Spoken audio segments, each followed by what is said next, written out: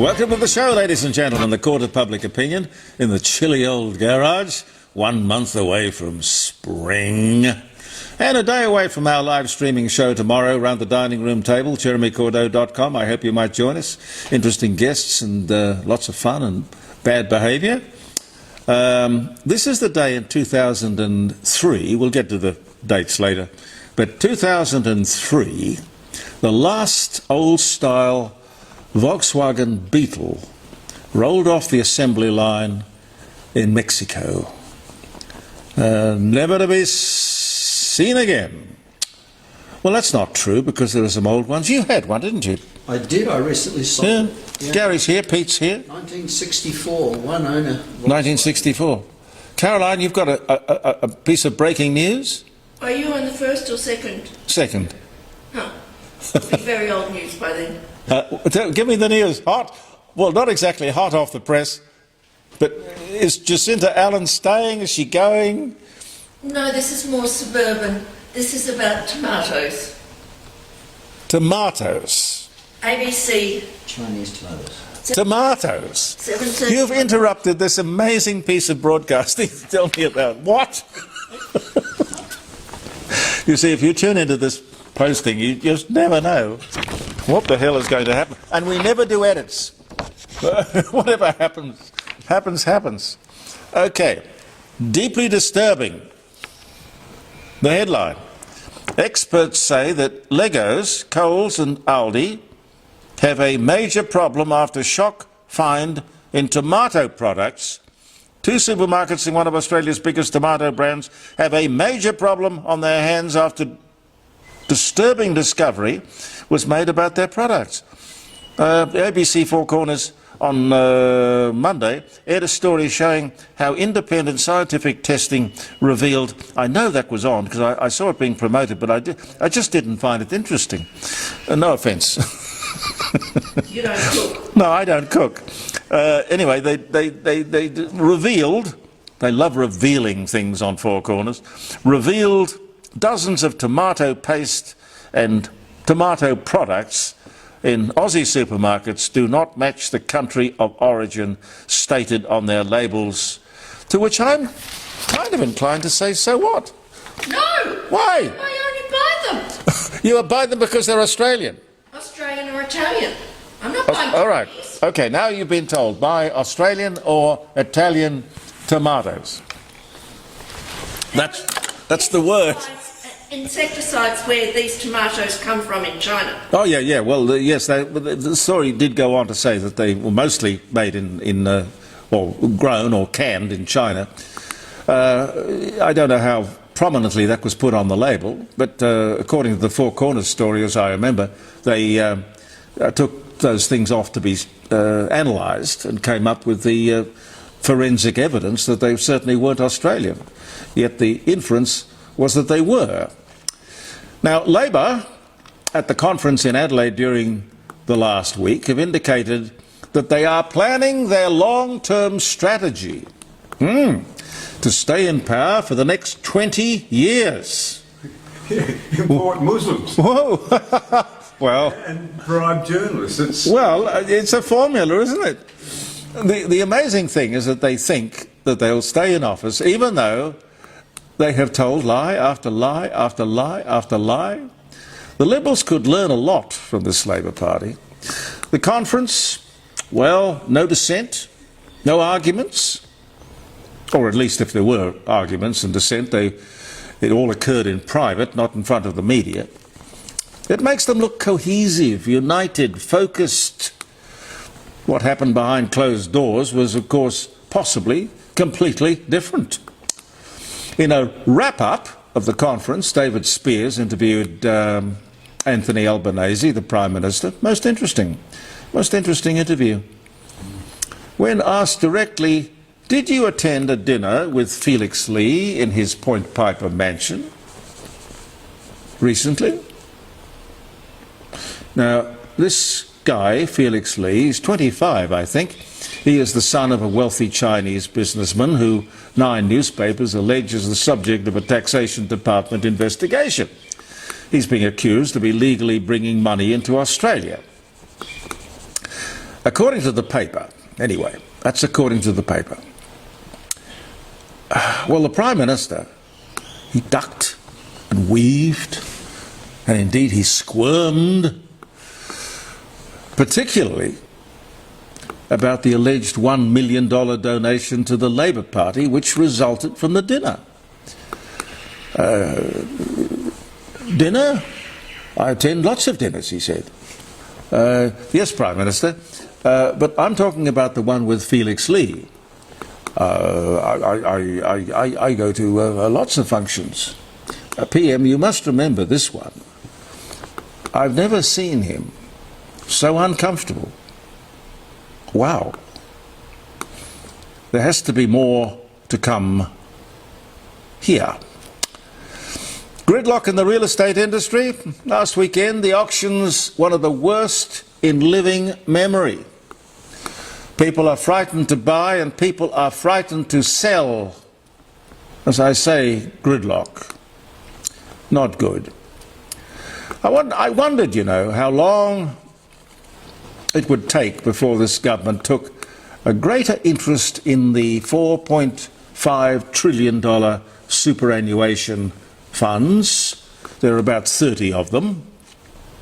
They are charged with the considerable responsibility to sensibly, conservatively and carefully invest our retirement savings in the safest, most productive way. It's an awesome responsibility. So it's interesting to see the Climate Council has commissioned research into how much of our savings are being channeled, invested by these big super funds in, guess what? Renewable energy. Well, I tell you, they discovered that it's about 1%.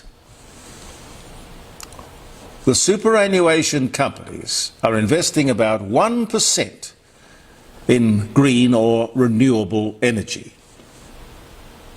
And that tells me loud and clear that these funds have looked at the risk and return or risk and reward that renewables would represent, because there are strict guidelines imposed upon superannuation companies to safeguard our savings, and bless them for that.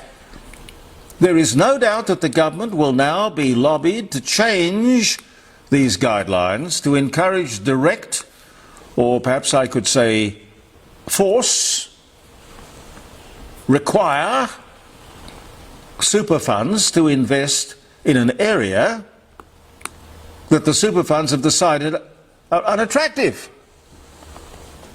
If government does this,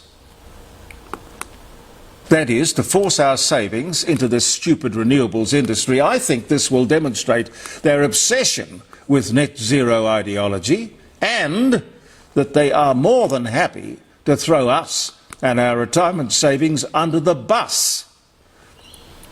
We must leave these investment decisions to the people who know, the experts.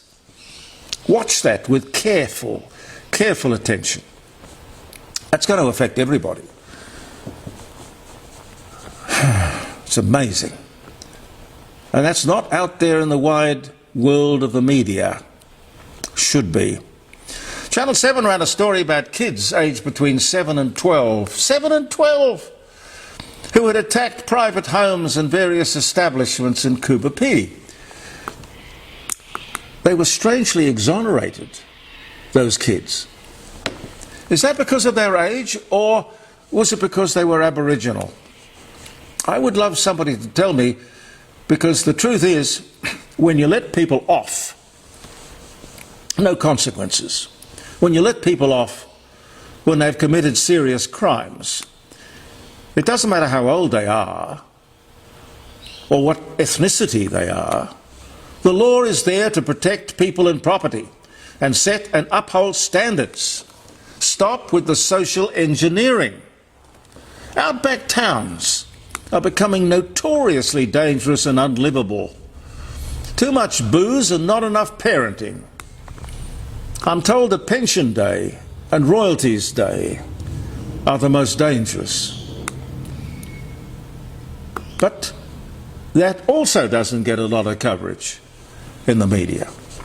And oh, by the way, I saw on 7 News, I think it was, that the Yalata people on the Nullarbor Plain require us, that is, white Australians, to get written permission, a licence, to enter various parts of our own country.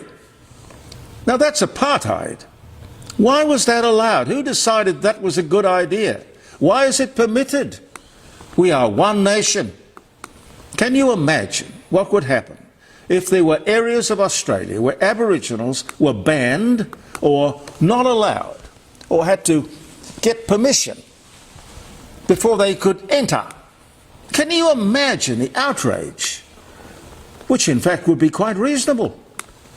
But somehow it's okay the other way around. Aboriginals can display racial discrimination whenever, wherever they like. And there are no consequences whatsoever.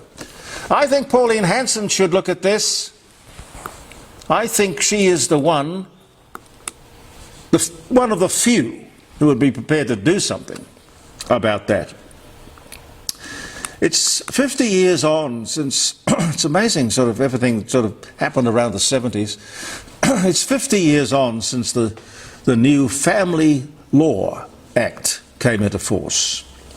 The architect of which was one Lionel Murphy, later Judge Lionel Murphy, then Chief Judge Lionel Murphy, and even later imprisoned Judge Lionel Murphy for perverting the course of justice. His romance with model Ingrid G, beautiful, beautiful lady, with whom I worked at Channel 10, was the catalyst for his great desire to, as Attorney General in the Whitlam government, to invent no-fault divorce, born out of his dislike for what happened to him during his messy divorce. 50 years on, what do you think? There are all kinds of unintended consequences. For example, everyone thought it was going to be, you know, just sort of blame-free, home-free. Well, not quite. To be a family court judge back in those early days was a very dangerous thing. They were subject to death threats, and in fact the wife of a family court judge was killed. The bomb was intended for him. I think the problem was that the law said no one was at fault when a marriage broke up.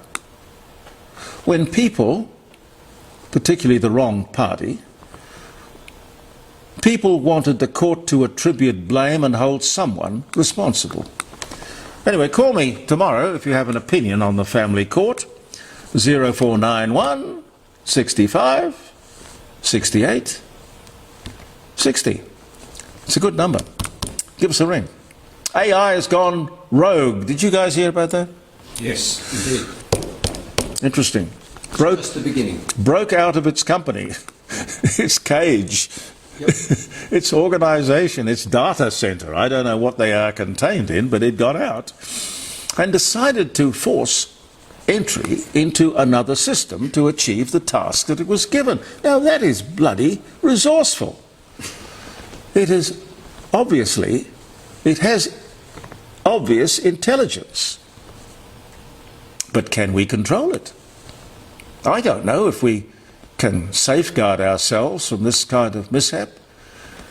Is there the possibility of a sort of emergency, I don't know, kill switch? A big red button? Or some means through which in an emergency, you can just go whack and shut the whole thing down? Or is AI so smart that it can anticipate that situation as well? Listen, just a question, guys. What do you think a chief executive is worth? Not what they pay. Not what they're paid, Pete says. 200. You say 200,000 tops? Yeah. Wow. I saw this the other day and I thought worthwhile bringing to everyone's attention. Chief Executive of Macquarie Bank, which is a very good bank, is paid around $30 million a year. That's obscene. But how could you spend it, let alone how could you earn it? I find that extraordinary. How could anyone be worth $30 million? Something else caught my eye too. It's been revealed that a private school education for 2 kids will now cost the parents over $1 million. How much time have I got, Pete? Yeah, a bit more. No. You would all know that we now have new American tariffs imposed upon us because of our inability to curtail slave labour. Well, I don't think the head of the Macquarie Bank is exactly what you might call slave. Anyway, I don't think that's rational. How can one country control the behaviour of another if that's what that sort of tariff pressure on us is meant to do? I don't understand President Trump's argument. You impose tariffs on those countries, and there are dozens of them who get involved in slave labour. I can't see that we are supporting or encouraging slave labour in any way. We'll talk to Dr. John Bruni about that tomorrow, among other all sorts of hopefully interesting things. We are blessed to have people like Dr. John Bruni from Sage International and presenter of the Focus podcast, and Professor Ian Plimer. Frank Sebastian's coming in. I'm trying to get Rex Leverington to come in too, the ex-ABC legendary presenter. Very nice guy. We'll have a full show, ladies and gentlemen. It's July the 30th today. Does that mean it's the 1st tomorrow? Huh? It is? Okay. The first Penguin book is published. It doesn't tell me here what the title was, but it started the paperback revolution which put buying a book in everyone's hands. Yes, it was the price of a paperback enabled publishing to enter an entirely new audience. 1935 was the year, July 30 was the day. George Eastman shows the first amateur colour motion picture to guests at his New York house. Among the guests was Thomas Edison. The year was 1928. Wow, 1928. A round the world automobile race ends in Paris. 1908. I mentioned the last old-style Volkswagen Beetle, 2003, off the assembly line. 2011, granddaughter of Queen Elizabeth II and British equestrian Zara Phillips, 30 years old, weds English rugby player Mike Tyndall, 32, in Canongate Kirk in Edinburgh, in Scotland. Kirk apparently is the Scottish word Church. for church. Henry Ford, American industrialist and automaker, Model T, born in Dearborn Township in Michigan. He died in 1947, but he was born on this day in 1863. Captain James Cook with HMS Resolution safely returns to England at the end of his second voyage on this day in 1775. Arnold Schwarzenegger, Austrian-American bodybuilder, actor, Terminator, politician, 38th Governor of California, born in Austria, which was probably the only thing preventing him from becoming the President of the United States, born 1947. Just a tad younger than me. Largest gathering of people with the same name. Hey, that's interesting. Quirky. The largest gathering of people with the same name. 2,325 people.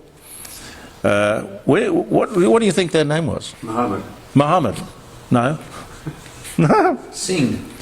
No. Smith. No. Brown. Ivan. Ivan. I-V-A-N. Ivan. Bosnia. Herzegovina. 2017 was the year. Obviously got nothing much to do. The things you hear on this program. Just amazing.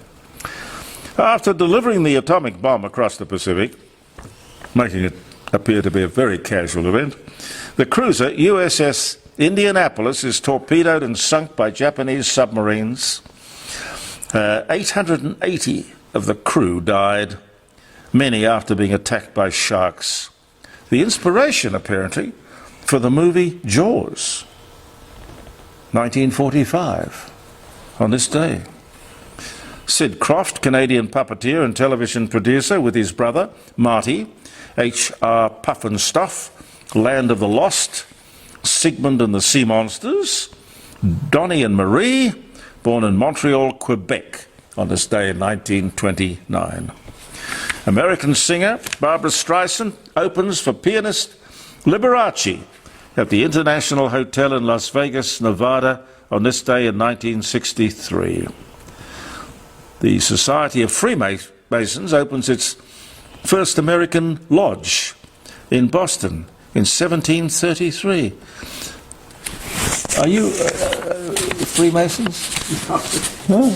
You never know. Apparently they have a funny handshake. My father was a Freemason. Did he have a funny handshake? Indeed he did. Okay. Yes, Did he wear one of those little belts with all the Indeed he did. tassels My in them? grandfather was a Grand Bull Bison. A grand bull bison? Well, you and Dave have got a lot in common. I've always had an affinity for Dave. Husband Lodge. I love it, I love it, I love it. And Paul Anka, I love Paul Anka, Canadian-American singer, Put Your Head on My Shoulder. Diana. Cuts forever, I will pray, you and I will... What was it? I can't remember. I can't, no. One of my favourite songs. 1941 he was born. Lonely boy, I'm just a lonely boy. Songwriter, It Doesn't Matter Anymore, which is Buddy Holly. Buddy Holly. He wrote that for Buddy Holly. My Way, he wrote for Sinatra. Well, more correctly, he put English words to My Way. She's a Lady, born in Ottawa, Canada. Happy birthday, dear boy. And one more, the world's longest running music show, Top of the Pops, is broadcast for the last time on BBC Two after airing for 42 years. 2006 was the year. They don't make them like they used to. I look forward to seeing you tomorrow. Well, not seeing you so much because it's not televised. This is visual.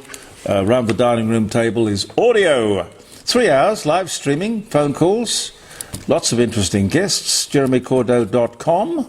Simple radio is probably the best way to get hold of it, or you can just do it on your Safari or however you pick up these things. It's all a mystery to me. I'm just glad that you do. Believe in yourself, and thank you for viewing the Court of Public Opinion. Bye for now.